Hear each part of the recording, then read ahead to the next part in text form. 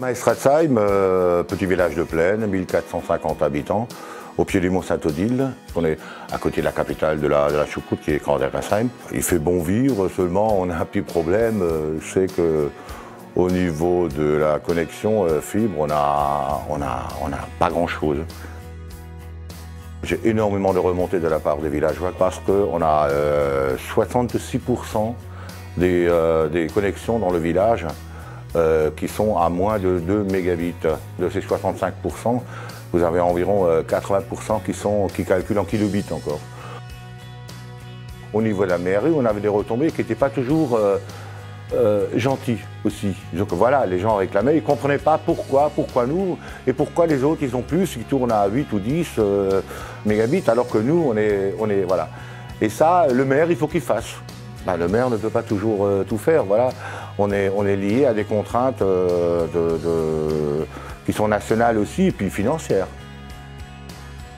Comme ça traînait un peu, en 2012, lorsqu'on a fait 850 mètres de réfection de voirie, on a posé donc un réseau complètement à part, avec des chambres de distribution, des gaines. J'étais même prêt à payer, moi, la fibre d'Aubernais à Maestratzheim et arriver sur une chambre de distribution pour faire une montée de débit, si l'on veut. Voilà. Et en fin de compte, il fallait que quelqu'un prenne la compétence fibre. Et nous, l'intercommunalité, a pris la compétence fibre. C'est une urgence pour l'économie de notre village.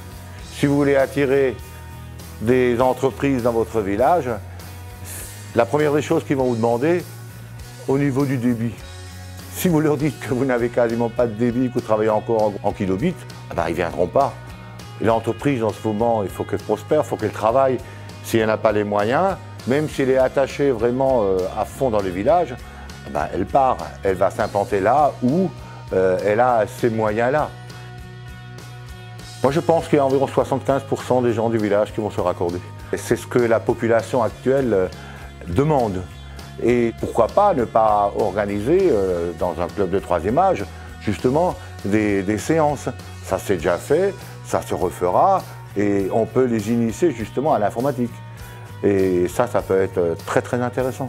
Il y a beaucoup de gens qui font maintenant du travail à domicile, qui sont ingénieurs et ce genre de choses, qui ont ce genre de métier. Et ces gens-là, justement, si vous voulez les garder au village, cette population, si vous voulez satisfaire un certain confort à vos villageois, il faut rentrer là-dedans.